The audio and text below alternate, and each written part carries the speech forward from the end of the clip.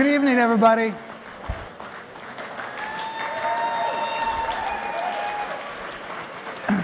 For those I have the pleasure of meeting, my name is Michael Moe. I'm with GSV. On behalf of my colleagues at GSV and our partners at Arizona State University, I want to welcome you to the 16th Annual ASU+GSV Summit.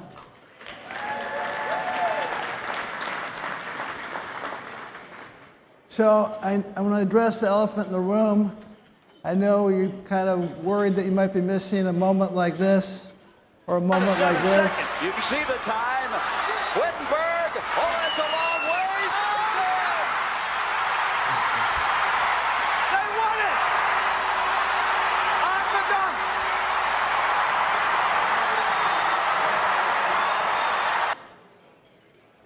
But don't be this person, okay? So for the last as I mentioned, we're in the 16th year of the summit, and from the beginning, day one, we've always had the same North Star, which is our goal is to ensure everybody, all people, have an equal opportunity to participate in the future, the foundation of which is access to quality education and knowledge. So for the last 100 years, you've seen an explosion of people getting healthier, wealthier, and wiser. But unfortunately, far too many people are getting left behind. There's 773 million people, adults, around the world who can't read, 150 million homeless people, 153 million orphans. Every single day, 10,000 people die because they don't have access to clean water. That's 3 million people a year. 25,000 people die a year out of hunger. That's 9 million people a year.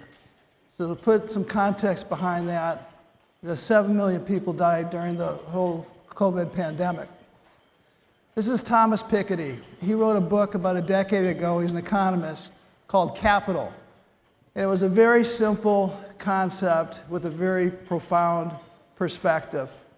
And that is that with the rate of return on capital is greater than economic growth, you're going to have growing inequality.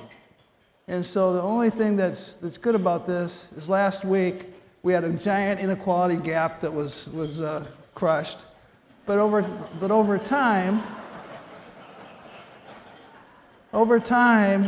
what's happened because of this reality is the rich have been getting richer and the poor have become poorer. The top 1% of all wealth controls 43% of all global financial assets. If you look at the bottom 50%, or approximately 4 billion people, that's less than 2% of the world's wealth. This is Adam Smith, and in 1776, Adam Smith wrote The Wealth of Nations, which was basically the concept that launched capitalism, this idea that if you align economic incentives with behavior or objectives that you're trying to reach, this magical invisible hand guided people's behavior to those economic interests. And it's resulted in the greatest creation of wealth and increased the standard of living in history, but it's been far from perfect. Also in 1776, Thomas Jefferson wrote the Declaration of Independence.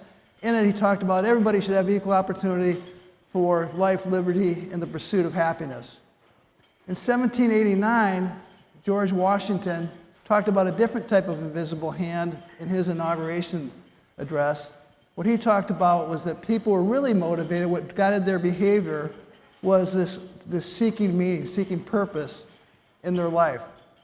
And if you look what's happened with Adam Smith and capitalism, it's under attack. 54% of Gen Z has a negative view of capitalism. 51% of Gen Z actually has a positive view of socialism. 67% of young Brits want socialism, and by the way, I think they got it. 78% of Americans hate their job. So 48% of college students said they view the killing that our guy Lugini is totally or somewhat justified in his killing of the executive Brian Thompson. So Gen Z trusts basically nothing. This is a recent poll by Gallup and the Walton family. And it goes through a number of different things, but to basically nothing. And you say, well, what's wrong with this generation? What's going on? And the truth of the matter is they're just reacting to the situation that they've basically grown up in. I mean, if you look at Gen Z, they were born around the time of 9/11, no weapons of mass destruction, a bogus war in Iraq. You had a financial crisis. You had varsity blues.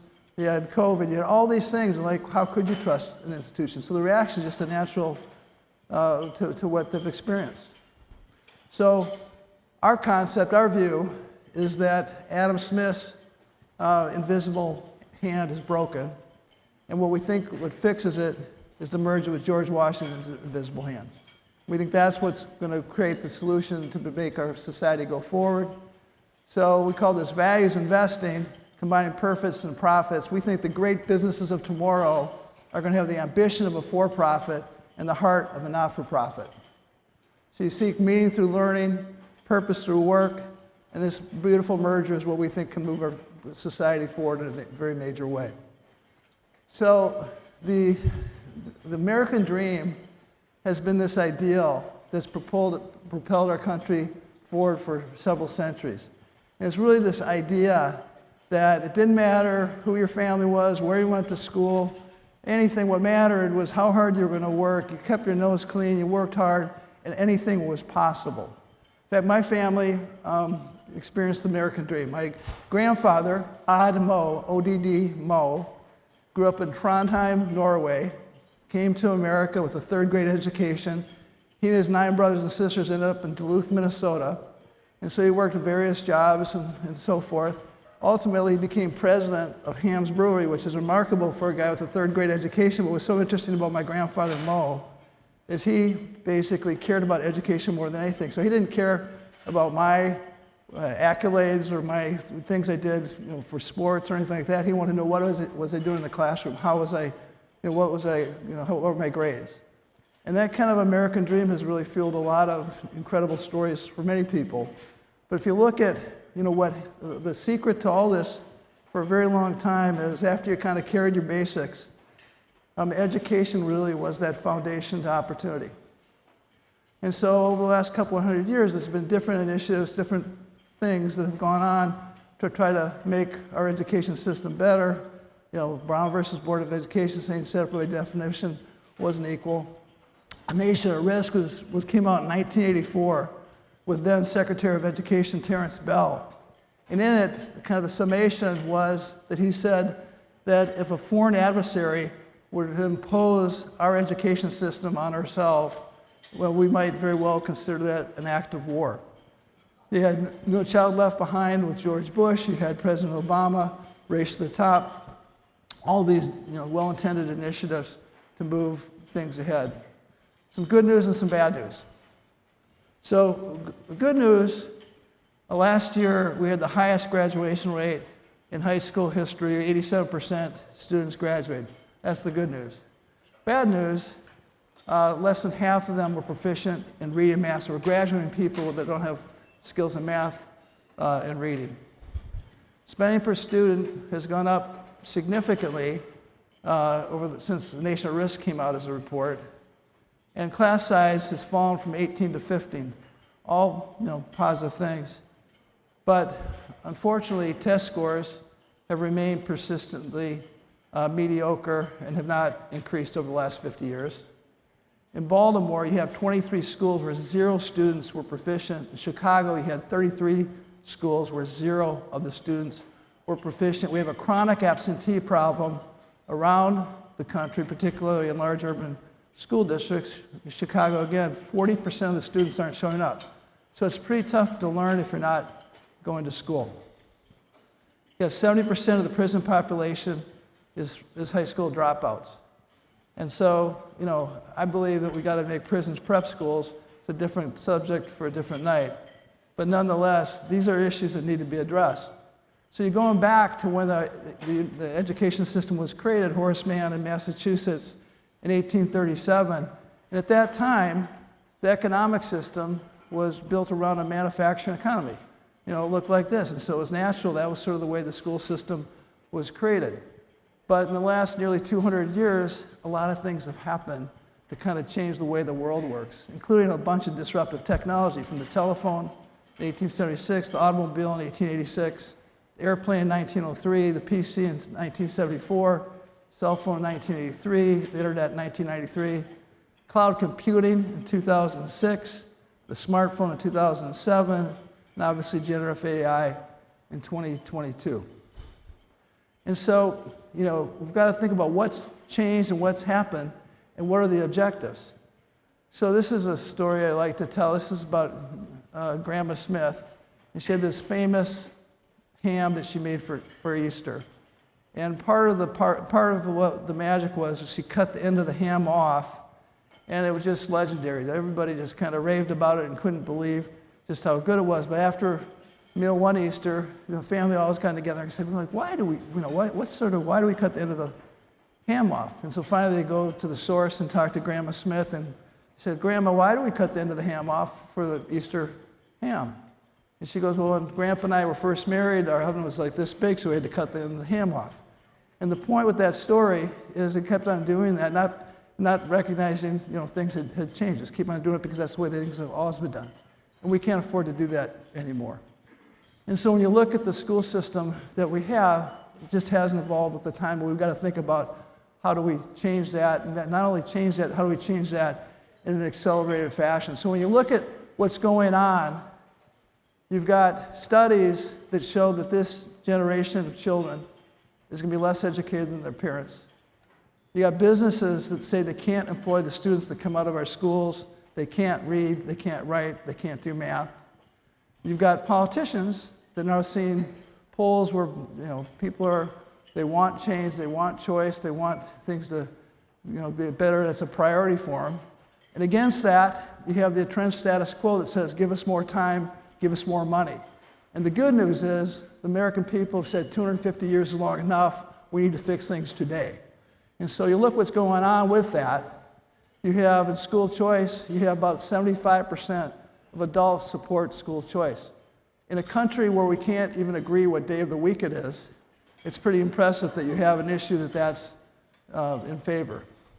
So look at charter schools. There's now over 8,000 charter schools across America, 3.7 million students in charter schools. And the good news, and part of the reason why you're seeing the growth, is it's working. The education results are showing the kids in charter schools overall are doing better, and most importantly, for the kids with most disadvantaged students, it's working even more pronounced. So you have 3.7 million students in homeschools today. That's almost doubled over COVID. Today, there's nearly 100,000 micro schools with 1.5 million students in it. 17 states with ESAs ranging from $6,000 to $10,000. In traditional private schools, 4.7 million students, where they spend on average about $13,000 a student. And so when you add that all up and see, in 2000, about 87% of all K-12 students were in traditional public schools. Today, that number has fallen to 75%. When you look at higher education, this has been a growth market for a very long time, and it's going to continue to be a growth market for a very long time. So in 1900, 125 years ago, there were just 500,000 higher ed students around the world. This year, there's 254 million students in higher education, and by 2030, just 5 years, it's expected to be 380 million students. And that's because of the knowledge economy. What you know, your education makes a difference for an individual, for a company, for that matter, a country. Online education is growing significantly. A lot of this growth is going to come online. 30% of those students are now fully online. 55% of students have some type of portion of their education being online. So again, good news.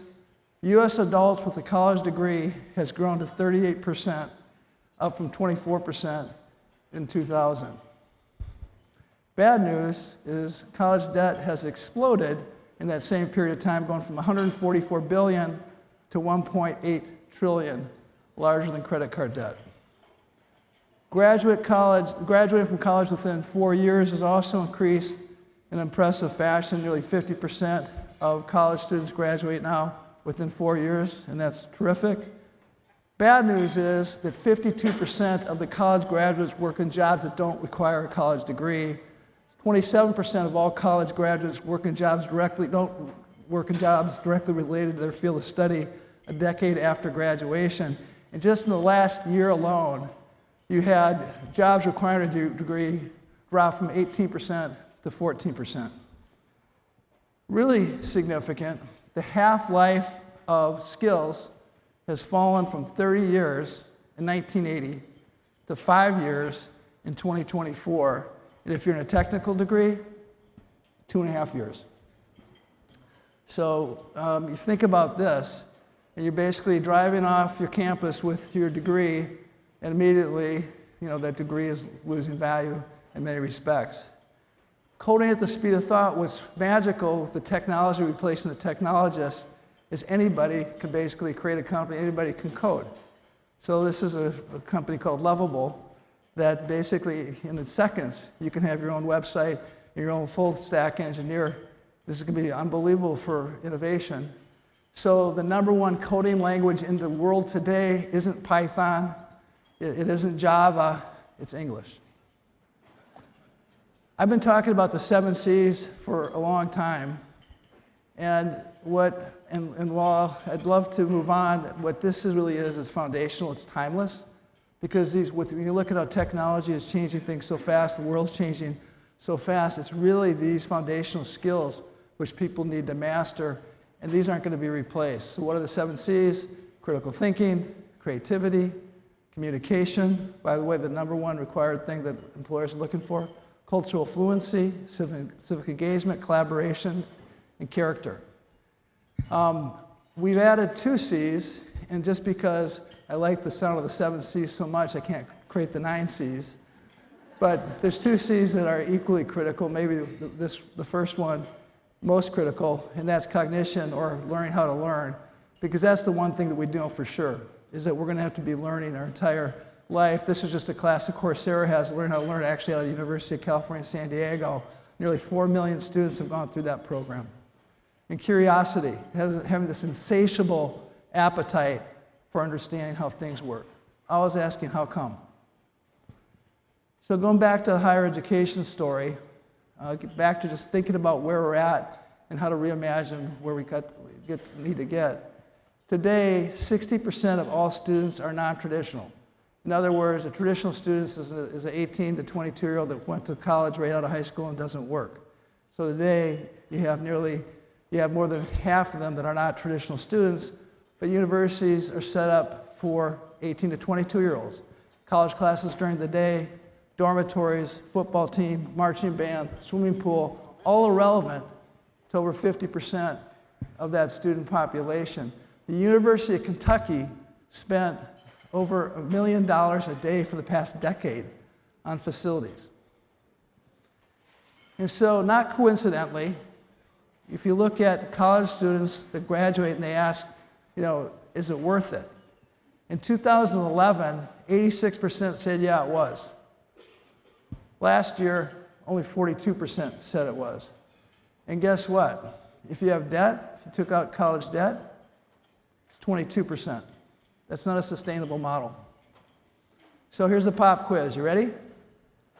Name the school that doesn't belong. Ready? Columbia, Princeton, Yale, Cornell, Harvard, Brown, Penn, Dartmouth, and Rutgers. Which of those doesn't belong? So I thought most of you said Rutgers.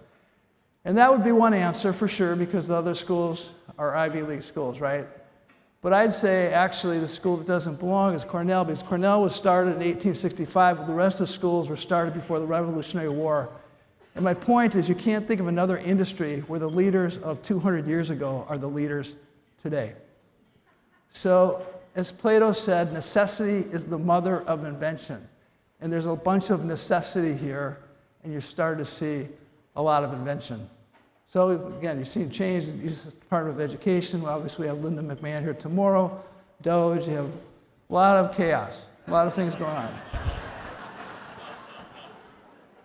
Chevron deference, which I don't think has got as much attention as it should, but basically what this says, the rules of the game aren't going to change every 4 years, which I think is a good thing.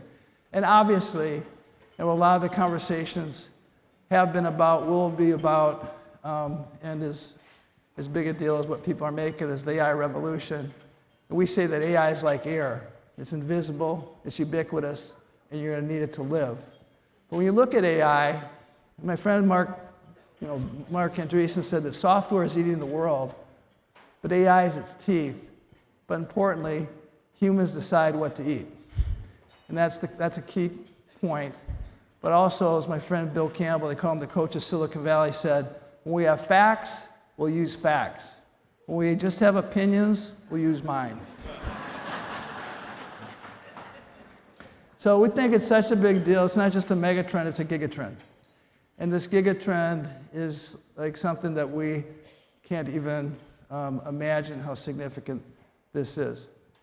A very smart guy, Bill Gates, who we've had the privilege of having speak here a couple times, said in People just last week that AI will replace doctors, teachers, and more in 10 years, making humans unnecessary for most things. And that's a very interesting concept. And again, and he's a very smart person. We have a different point of view. But I think the one thing that's also important to note is that really smart people have made predictions over a long time that haven't turned out to be so perfect. So Thomas Jefferson, the really smart guy of his time, said that basically agriculture is our wisest pursuit. And because it contributed most to real wealth, good morals and happiness, blah, blah, blah. At the time, 98% of jobs in America were farmers. And so today it's 2%. So that wasn't really good career advice. The New York Times in December 8th, 1903 said, man won't fly for 1,000,000 years. 9 days later, Orville and Wilbur Wright flew the first airplane. And Paul Krugman, the Nobel laureate and columnist for the New York Times, said in 1998, by 2005 or so, it'll become clear the internet's impact on the economy has been no greater than fax machines. And yes, he's still a columnist for the New York Times. So Ayrton Senna, the famous Formula One racer, said, you cannot overtake 15 cars in sunny weather, but you can when it's raining. And clearly, that's the kind of environment that we're in today. We're in the environment, the people that are ambitious, the people that don't get paralyzed, the people that look to the future and connect dots, have an opportunity like we've never seen before. So now it gets us to learning at the speed of light. What is this about? How fast is the speed of light anyway? It's really fast. It's 671 million miles per hour is the speed of light. Try to imagine what that means. So the context, that means it would take 12 minutes from light to get from Earth to Mars. It takes 9 months for a rocket to go from Earth to Mars. So it's really fast. If you look at the fastest animal, a cheetah goes 75 miles per hour. A falcon, when it's hunting prey, goes 200 miles per hour. Elephants are 20 times stronger than humans. You don't want to be in a room alone with a tiger. It won't work out very well. But despite all that, because they're these faster, stronger, tougher, humans are still the king of the jungle. Why? Because humans are the smartest animal. The smartest animal besides humans is a chimpanzee with an IQ of 25.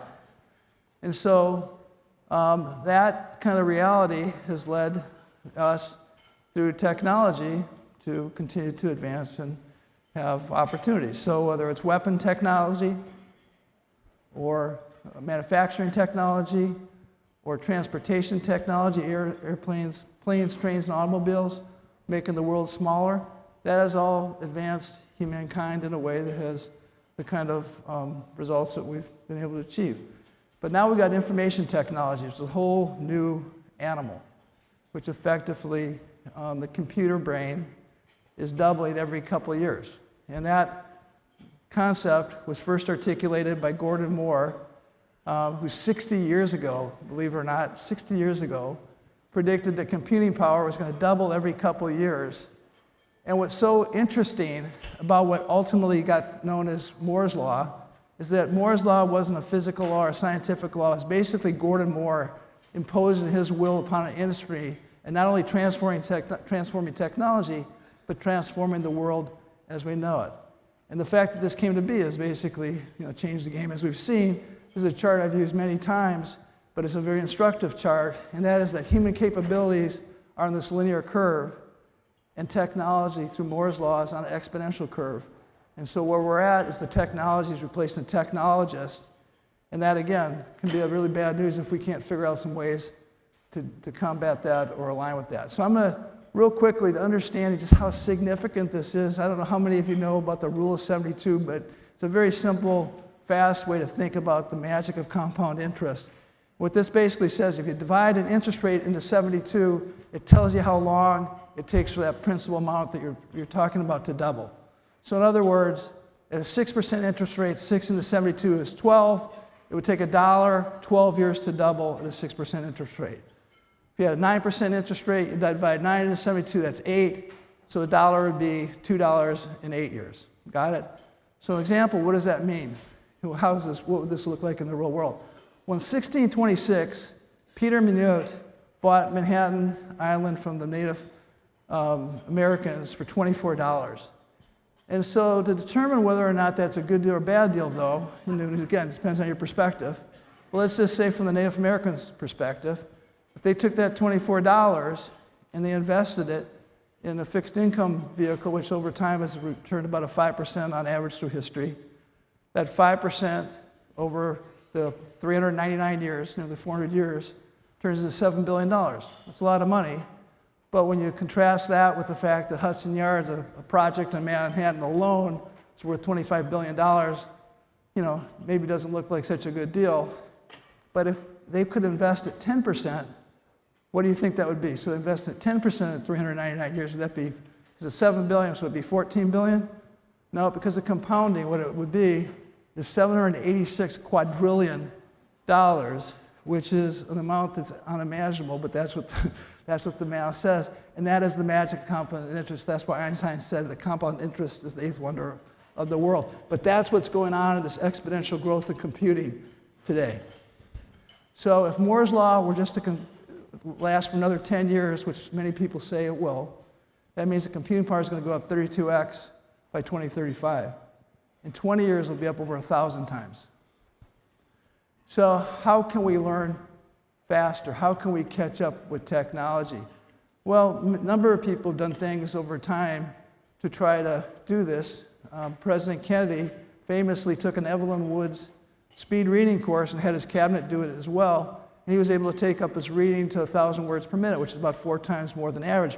But even that is linear, right? That's not exponential, that's linear. And so this concept of where we're at is how do we change the curve? How do we go from a linear capability, linear knowledge standpoint to an exponential learning? So here's just an example of kind of the challenge we have. It looks something like this.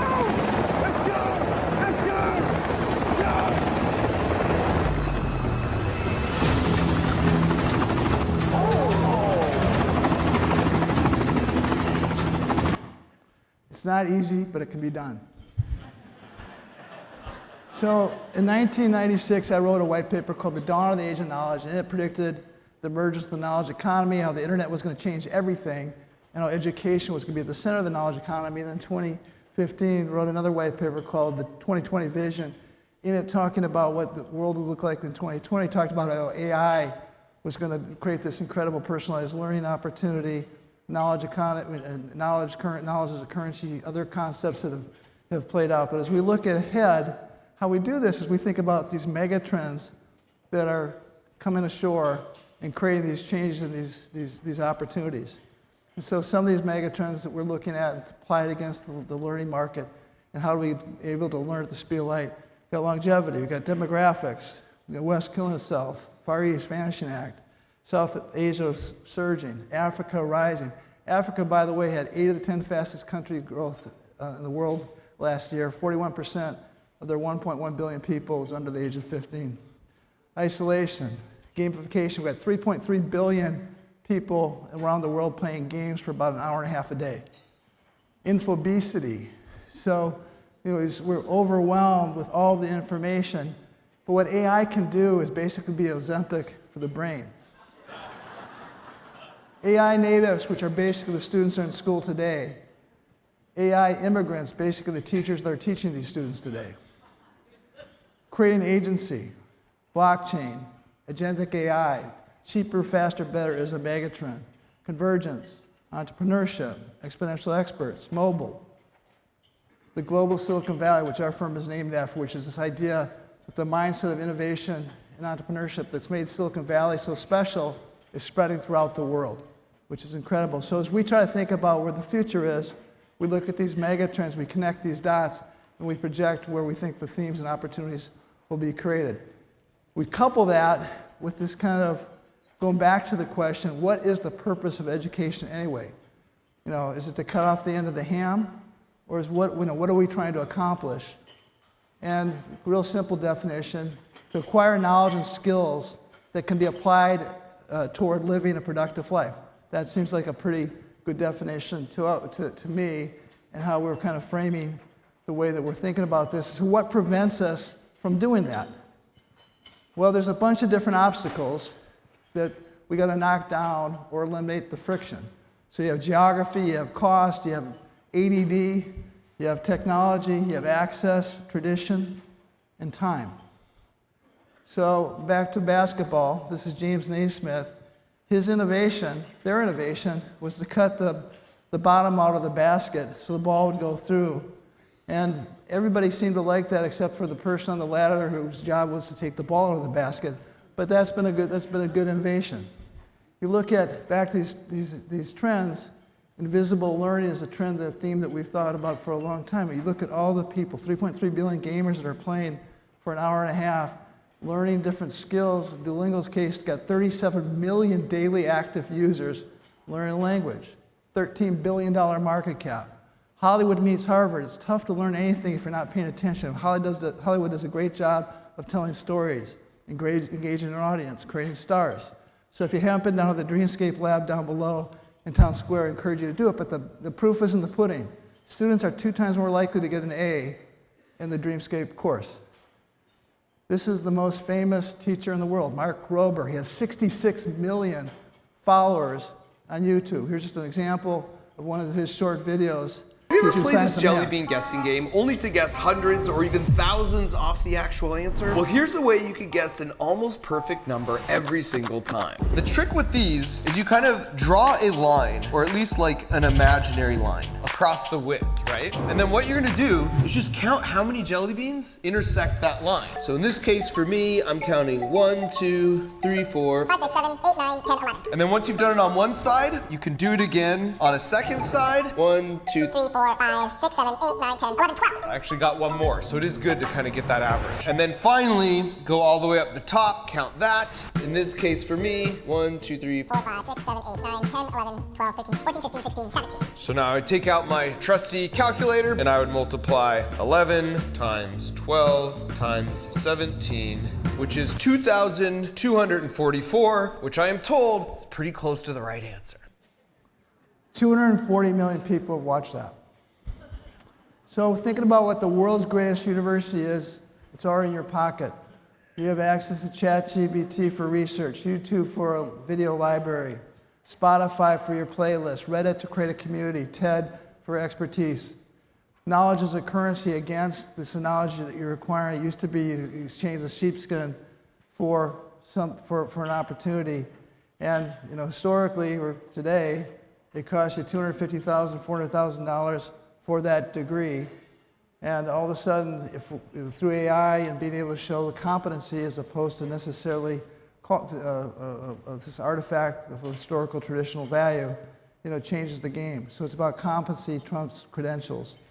Experiential learning. I just saw an article last week about these kids in India that weren't going to school, but they had this street business where they're using street math, doing very complex math and division, with no formal schooling. It was just absolutely amazing. But people learn by doing. People learn by experience. You want to learn Italian and get dropped off in Rome for 6 weeks. So again, not a new concept, but this is a really fundamental concept of the world. The old system, where you played from 0 to 5, you learned from 5 to 25, you had a job from 25 to 65, and then you retired, is gone. So new system, you're going to learn from the time you're born to the time you retire. If you ever retire, this PreK to gray continuum is fundamental, but you're going to be acquiring knowledge in different ways than historically we did. And you look at the higher ed AI stack, which again is being streamlined and being created as we speak. You have all these distinct segments all combining and colliding together. They're going to be cheaper, faster, and better way for being recruiting students, being able to have information on students, being able to place students. All this is part of the system of the future. I call it putting the community back in college, because what the opportunity is for the college universities, incredible opportunity in this lifelong learning world of really being the center of activity of connecting learners and employers and community services and government, all merging together to create ongoing opportunity in an efficient way. From tuition to subscription, the Netflix model. Again, this idea that you're paying for transactional costs as opposed to this ongoing learning cost. So the beauty about AI is it eliminates friction, and that's time. And so what AI does is it manufactures time. So we heard in the video before about this magical time dividend. This is a big deal. So one of the ways that this time dividend is going to manifest itself, we call it multiplication by division. Back to our friend Adam Smith in Wealth of a Nation, he talked about the division of labor. And this pin factory, because they were able to divide up people's jobs, divide and conquer, they were able to show the 50 times increase in productivity. You see what AI is going to do as we break up these tasks, it's going to make this look like peanuts because it's so significant. The hive enterprise, this collective knowledge that exists within an organization, instantaneously providing on-demand knowledge and expertise. You had just-in-case learning historically, now you have just-in-time. Money-balling everything, money-balling motherhood. How we used to make decisions based on intuition or wives' tales or what your neighbor had to say. We'll have real-time information to be able to make the best decision. We had Emily Oster here this morning, it was terrific. I mean, that type of this whole concept of being able to use true data and analysis to make the best decisions is the future. The 24/7 assistant, I'm calling this task robot, but everybody's going to have their own task robot for everything. Again, creating time. So along with that is this cadence of compression. So you think from getting stuck to unstuck. You went to class on Monday, you go back the next Monday, now you're stuck. You got to wait a whole week. Now with your task robot, you basically are going to be learning when you're unstuck so you can advance. This idea of regression to the mean in a classroom goes away. You can teach to where the student's at, again, condensing time. From calendar to competency, being able to progress towards these objectives in a way that's aligned with mastery, not with what it says on your date of your calendar, is a huge deal. And this compression of learning to earning is what everybody needs and wants. This idea of ongoing learning, but being able to earn while you're learning is a huge, huge deal. So you add this all up, this time dividend, and this learn at the speed of light, you're increasing the feedback loop in a way that's profound. And heretofore, we couldn't even imagine. But the more reps you get, the better you get. And so when you look at our friend Malcolm Gladwell, who wrote Outliers, said, it took 10,000 hours to master something. That's going to come way down. It might not be 10 hours, but it's going down, every single day. So what used to take years will take months. What took months take weeks, weeks, days, hours, minutes, seconds. What AI is to the mind is what nuclear fusion is to energy. And what that really means is this basically unlimited, ferocious power that is enabling us to basically do anything done right. This collision between physical and digital worlds, man and machine is not man versus machine, it's man and machine, learning and earning, wisdom and data, all colliding together. It's creating this amazing future for all of us. So the last 20 years was all about making man more like a machine. The next 20 years is making machines more like man. So machines have chips, humans have hearts. The secret sauce is combining smarts and hearts, IQ and EQ, with this time dividend and knowledge proliferation. That's this innovation explosion that I think is wildly exciting. Then you combine that with the magic behind it all is hearts.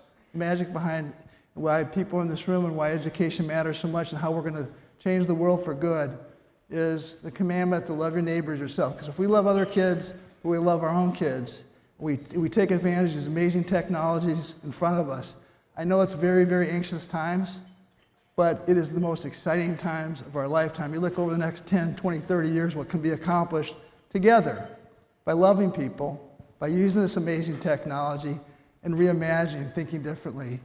The future is very, very bright. So with that, thank you very, very much. I'm glad, thank you for being here. Let's go get them.